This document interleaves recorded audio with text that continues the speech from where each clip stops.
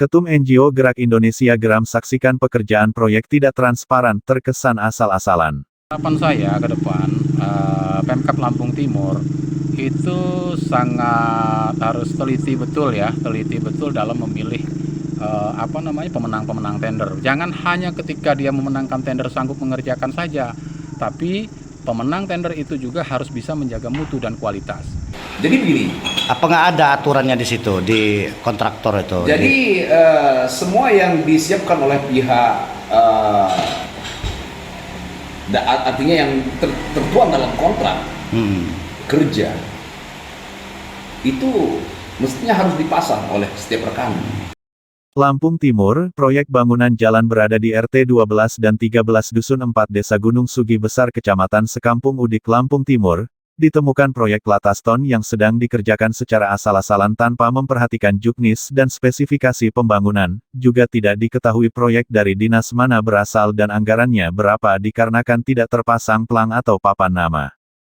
Nyoman selaku konsultan proyek saat ditemui di lokasi, Sabtu tanggal 10 Desember tahun 2022, mengatakan proyek peningkatan Jalan Lataston itu memiliki panjang 471 meter, lebar 3 meter dan ketebalannya adalah 4,4 cm, sembari dirinya juga menerangkan jenis material yang harus diadakan juga teknis pengerjaan. Saat ini belum digelar hot mic-nya, jelas Nyoman. Izin bang, kita minta statementnya dikit ya. Mohon maaf, ini kita dengan siapa? Nyoman selaku? Konsultan pengawas. Ini termasuk proyek apa gitu bang? Proyek peningkatan jalan Lataston, Dusun 4 RT 12 dan RT 13. Desa Gunung Sugi Besar. Desa Gunung Sugi Besar. Berapa titik dia? Dengan panjang 471, lebar 3 meter dibagi dengan 4 titik. 4 titik. Dengan panjang yang bervariabel. Oh, tapi untuk desanya masih Gunung Sugi ya? Masih Desa Gunung Sugi Besar berpatokan dengan Dusun 4 RT 12 dan 13. Jadi volume 471 meter itu dibagi di 3 titik. Ya. Oke. Untuk dasarannya sendiri gitu bang, berapa ketebalan lapen? Ketebalan lapen sesuai kontrak 4,4. 4,4. Terus setelah diwoles? Ya, itu jadi 4 cm. Menjadi 4 cm gitu ya ketebalannya ya. Oke. Lebar? Lebar 3 meter. Lebar 3 meter. Untuk standar aspalnya itu sendiri gitu bang, satu drum itu bisa berapa meter kira-kira? Drum itu kan tergantung drum literannya sih bang. Tergantung literan drumnya ya? Iya. Rata-rata gitu? Rata-ratanya sih okay. Kira-kira aja bang itu berapa? Satu drumnya ya? Iya, kira-kira dapat panjang berapa gitu? Meter gitu?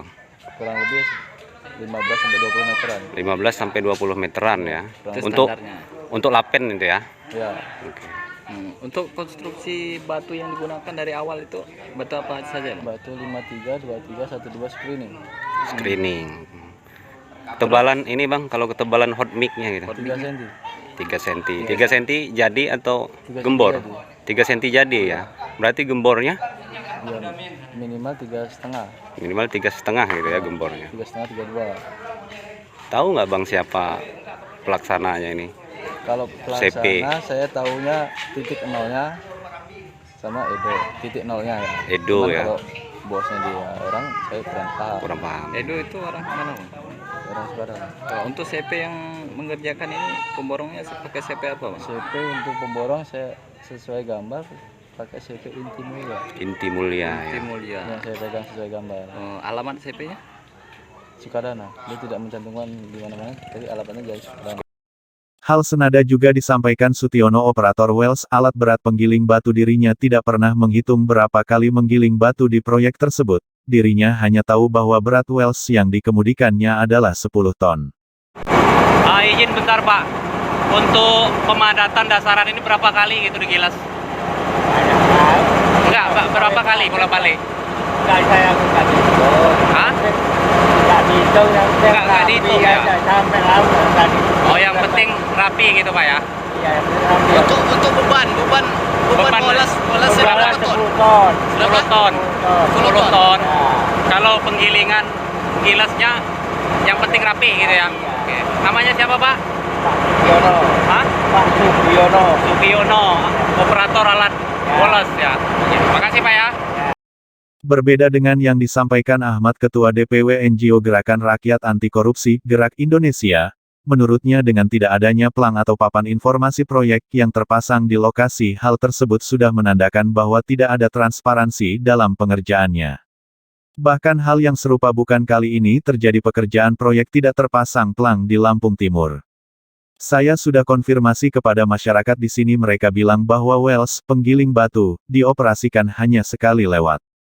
Dengan banyaknya kejanggalan dalam pengerjaan proyek tersebut, Ahmad menghimbau agar ke depan Bupati Lampung Timur selaku penanggung jawab APBD di Lamtim, benar-benar mengawasi para pemenang tender proyek, dan melakukan blacklist bagi mereka rekanan atau kontraktor yang mengerjakan proyek secara asal-asalan, karena yang dirugikan adalah masyarakat pengguna jalan.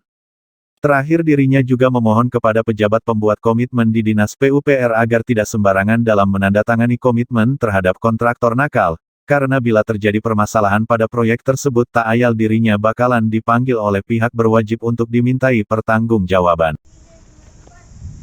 Permisi Bang, ini dengan Abang siapa ya Bang? Saya Ahmad, kebetulan saya ada di DPW LSM atau NGO ya, Gerakan Rakyat Anti Korupsi Indonesia, Lampung Bang. Oh gitu. Bang, ini kan kebetulan di Kemiling, di Gunung Sugi Besar di Sekampung ini kan ada pembangunan di belakang Abang nih Bang. Iya, iya. Pembangunan. Ini menurut Abang pembangunan ini gimana Bang?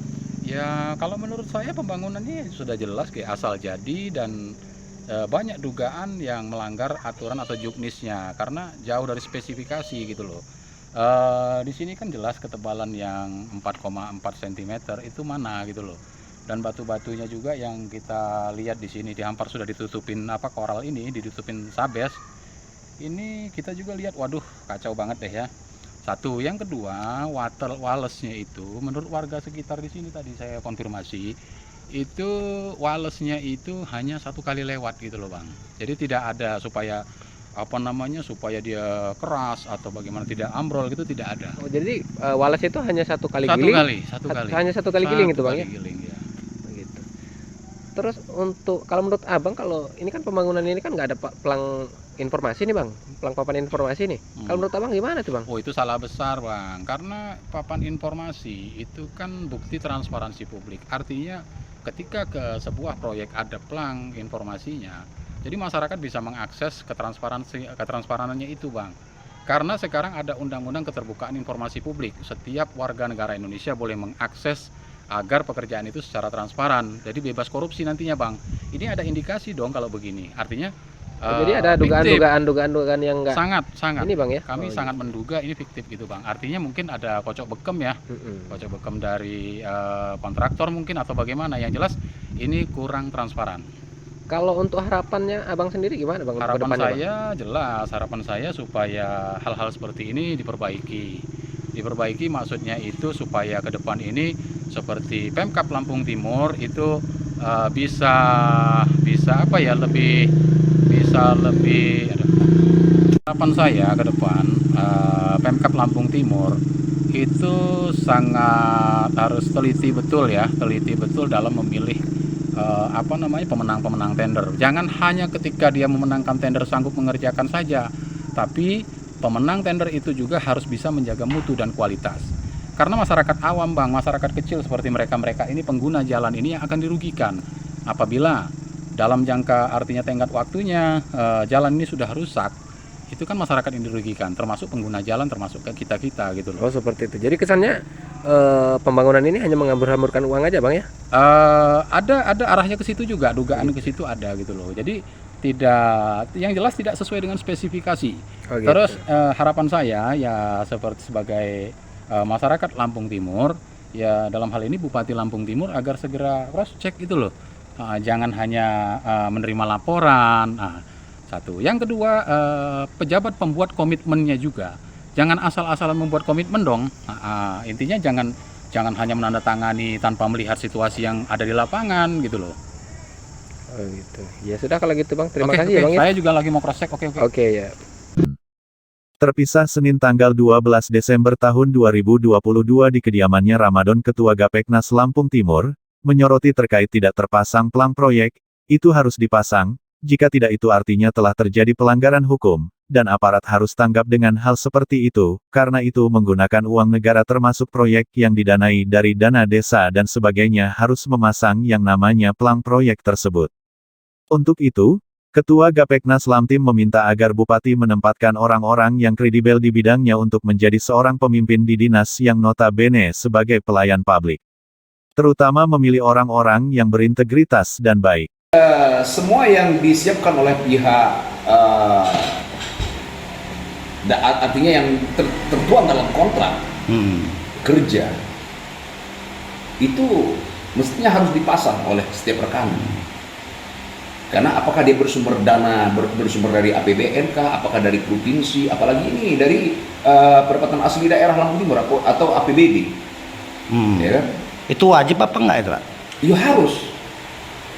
Itu Karena, merupakan untuk transparansi lah itu. ya harus. Karena pada prinsipnya itu tertuang dalam RAB yang ada, dalam kontrak yang ada. Karena pada prinsipnya artinya ketika rekanan memasang pun sekalipun, ketika dia memasang pelang kegiatan tersebut juga di asal-asal pun tidak boleh. Asal pasang di pohon itu pun tidak boleh, karena dia ada penyangga dua penyangga yang ditancapkan di dekat kegiatan pekerjaan tersebut. Jadi harus dipasang berarti. Harus dipasang. Itu salah satu bukti kita transparan lah dengan publik. Betul. Ya. Jadi beberapa waktu lalu saya sering menyimak di media sosial bahwasanya banyak proyek siluman. Ya artinya ketika kawan-kawan media mengatakan seperti itu, ya suatu hal yang wajar. Karena tanpa suatu keterangan kegiatan tersebut, apakah bersumber dari dana APBN, apakah dari provinsi, apakah itu hibah atau gotong royong masyarakat, ya kan? Atau dari dana APBD, atau dana DD, orang atau kan tahu. Atau ada daerah bersumber dari DD desa, ya kan? Ya artinya suatu keharusan memang dipasang dan itu ada anggarannya. Jadi harapan ke depan ini, harapan Pak Maradoni ini apa dengan pemerintah Lampung Timur ini? Terkait masalah infrastruktur.